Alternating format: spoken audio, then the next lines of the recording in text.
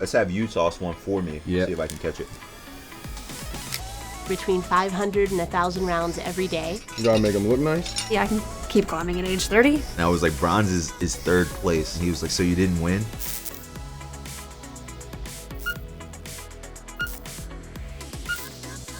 Have a seat. Watch out for these medals. I know. Just a little bit of bling. Yeah, no, you're not showing off at all. Welcome to Xfinity Hangouts. Thanks for joining us today. We've got Kim Rhode, 6-time medalist, first individual athlete ever to medal at 6 consecutive games. Yes, on 5 different continents. There you go, another just shameless plug right there. It's incredible. What goes through your head is maybe you're competing, maybe after you're walking around with these medals. It's incredible.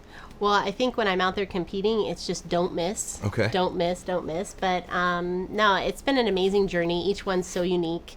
I remember in 1996, I was 16 when I went to my first. Sure. Turned 17 5 days before my event. To Rio, where I was a mom and I had my son in the stands cheering me on. So it's been amazing, and hopefully we can do it again. 7 for 7. You've got no pressure, right? 3 golds, correct? Yes, 3 golds, 1 silver, 2 bronzes. Which one's your favorite? The first. You're first in anything. I think because you just don't know what's going to happen next, and Sure.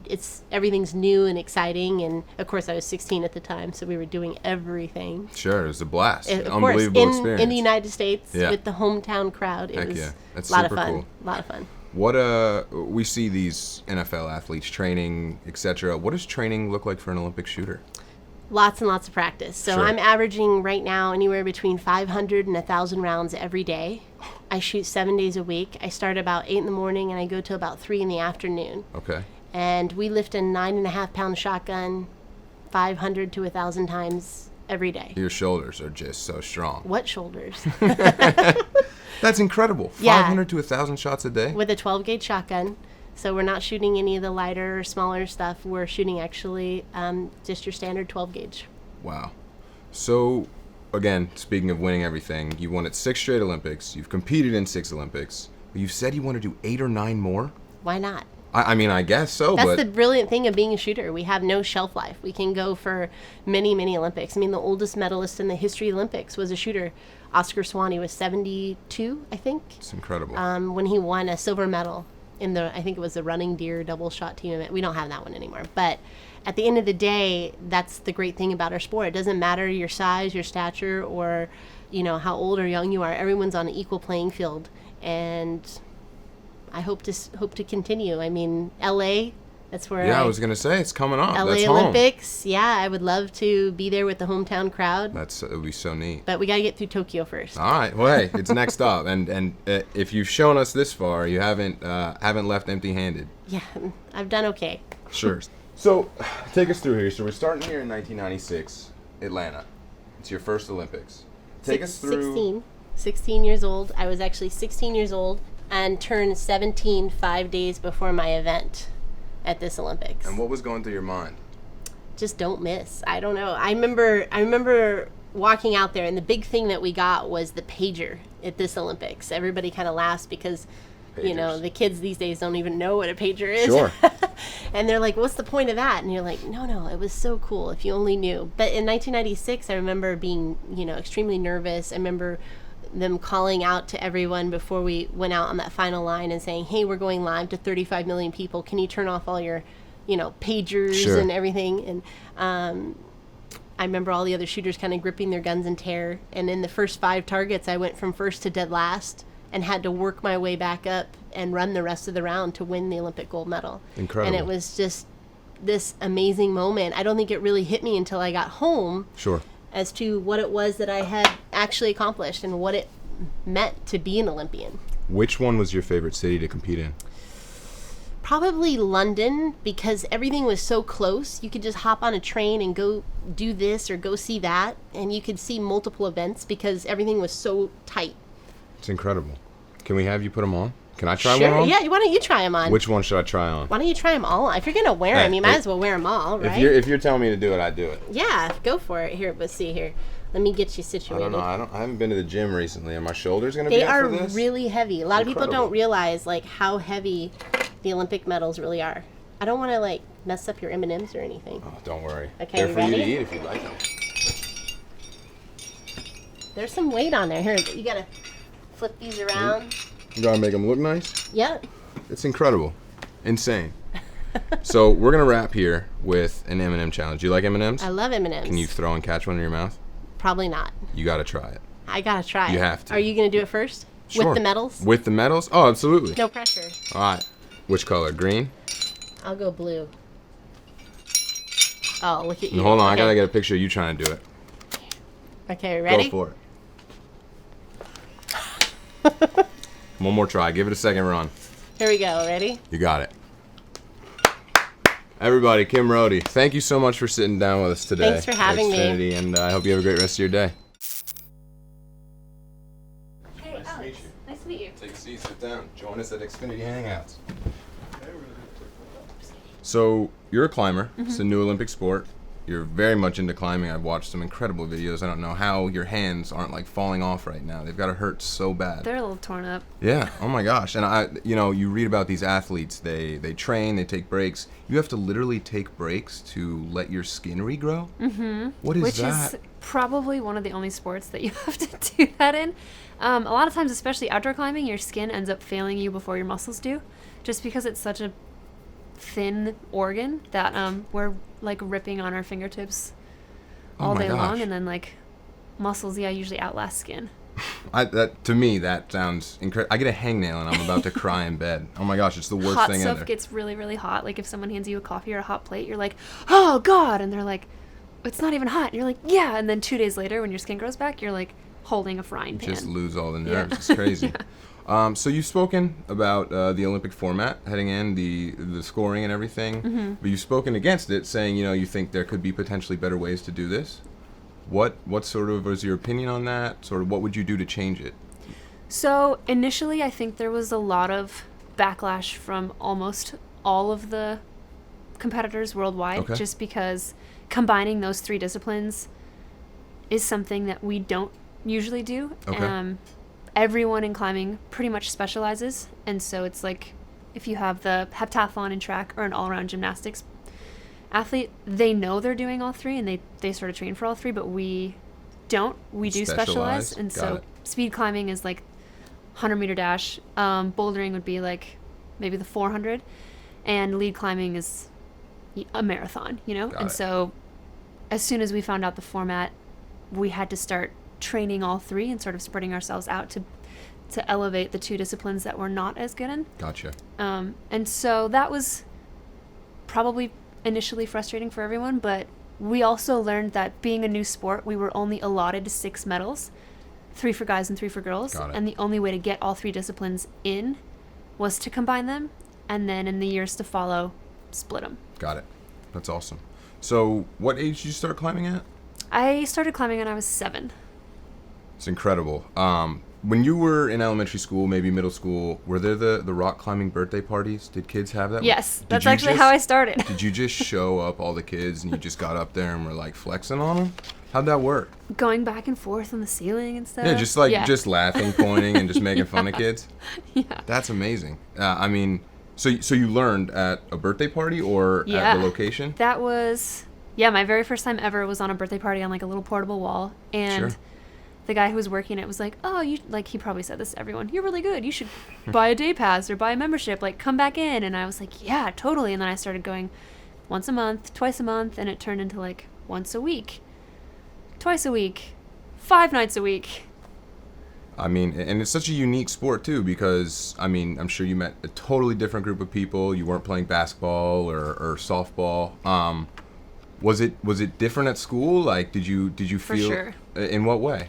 It is a really obscure sport. It's Sure. hard to understand, and it's also hard to explain. And it isn't a team sport. It's an individual sport. And so we didn't really have, like, anyone else in my high school doing it. And you kind of miss out on that team camaraderie. Sure. So at the climbing gym, I had my team, but I only saw them, at nights. And so in high school, people were like, are you going to do Everest? And you're like, no, that's hiking. That's not climbing.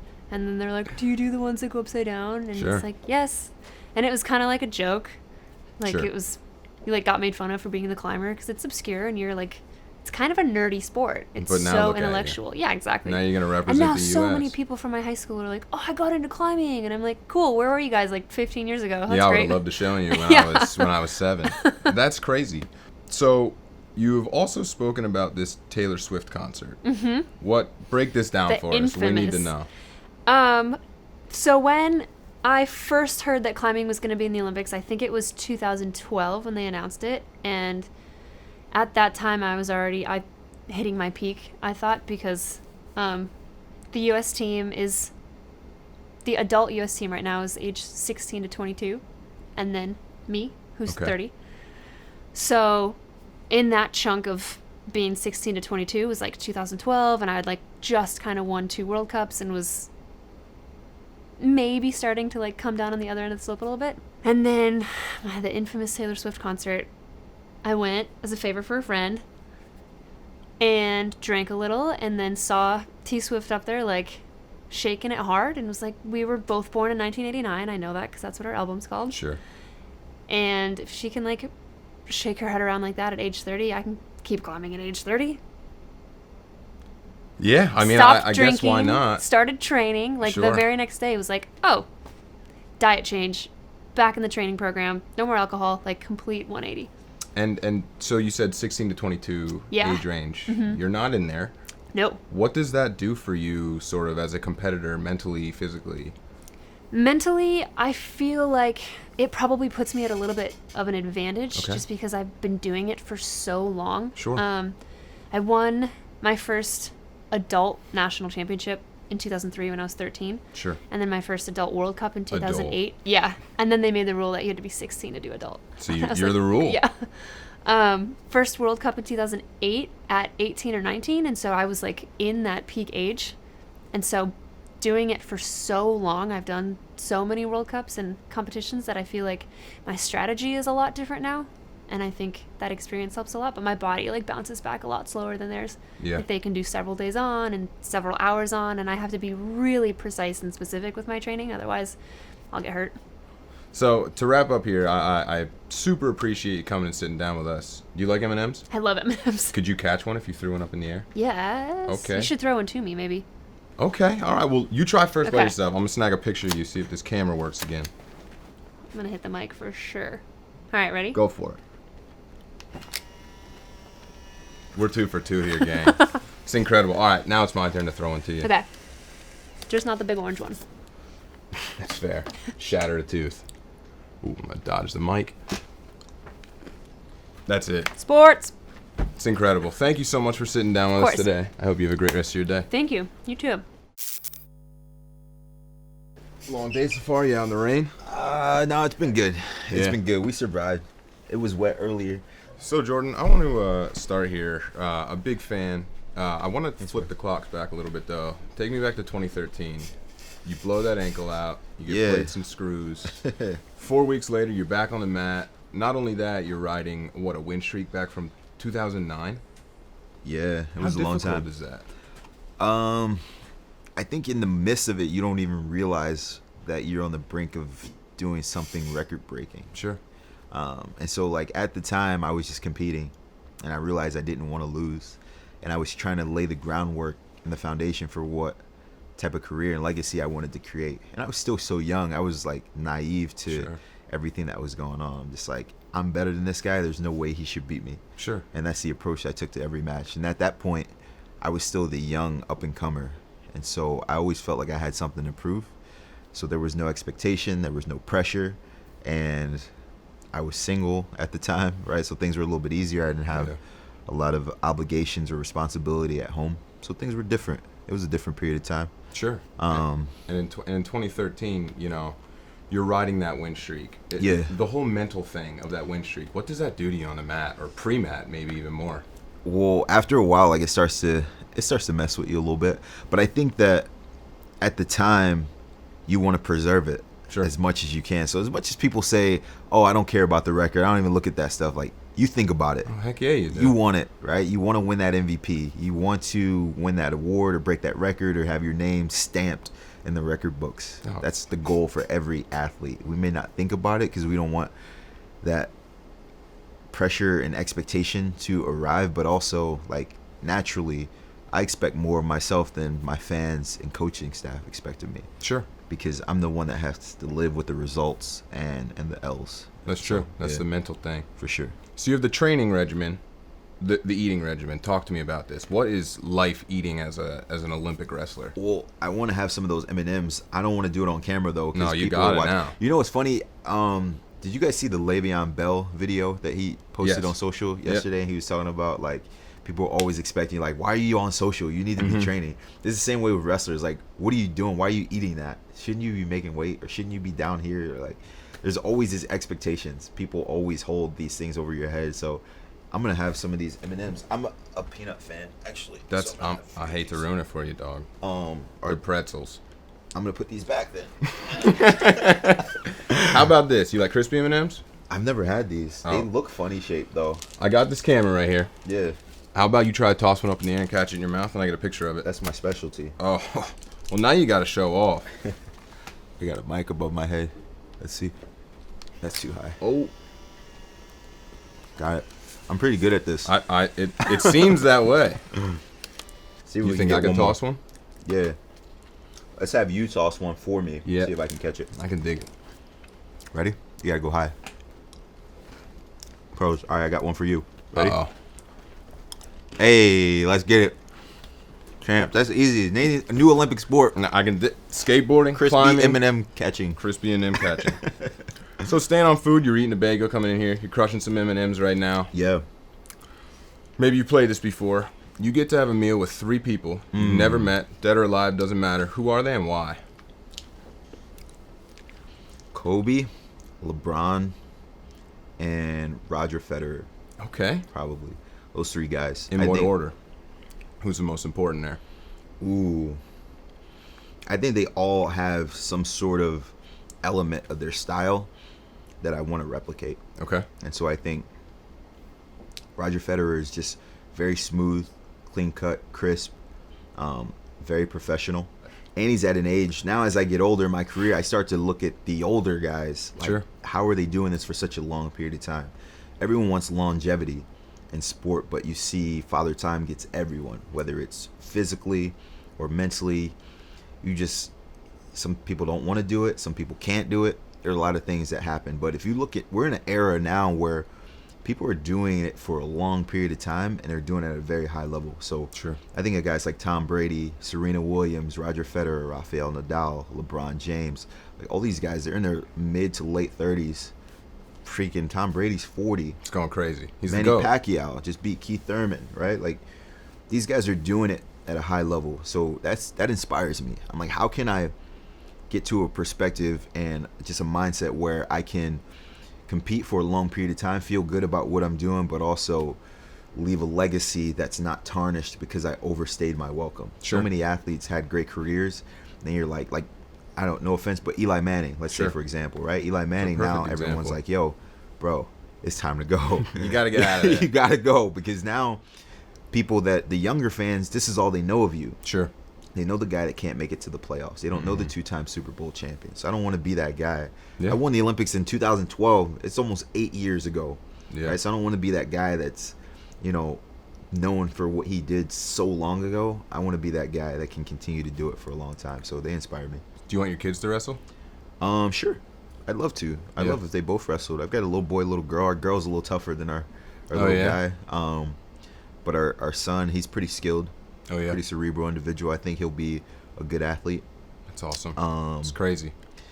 But I would love to, man. And they spend so much time around the sport that I think they just naturally like the sport. I bet. They're like, They what's watch their doing dad out on there? TV Yeah, all the time. for sure. And my son Beacon, he's in a place now where he knows if dad wins or loses. And so he's kind of experiencing that. Is that hard on you? Is it different for you? A little bit. He's Yeah. like, it's funny. So I was coming back from the World Championships last year, and my handles on Twitter and Instagram are all I see is gold. Sure. I've won so many goals, and typically when I bring something home to put it in the trophy case is a gold medal. So this past year's World Championships 2018 in Budapest, I won a bronze.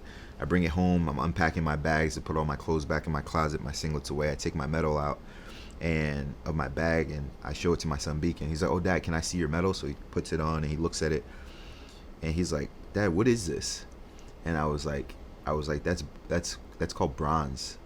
And he's like, what's bronze? He said, what's bronze? And I was like, bronze is third place. And he was like, so you didn't win? And I was like, no, not this time. A little bit, but I mean, he doesn't know, right? Sure. I think, no, it doesn't cut me really at all. I think the only thing that disturbs me now is losing a match that I think that I was capable of winning. Yeah. I mean, by my own assertion, like, I didn't wrestle at my best. I didn't compete at my highest level. I want that one back. yeah. Because there are moments in every single competition where you can really take the reins of the match. I never feel outmatched Gotcha. athletically or skillfully. So, yeah. Awesome. Well, I appreciate you sitting down with us here at Xfinity Hangouts. You're breaking it in. Thanks, bro. So thanks so much, Jordan. Yeah, Hope you have a great appreciate rest of your day. Thanks, man.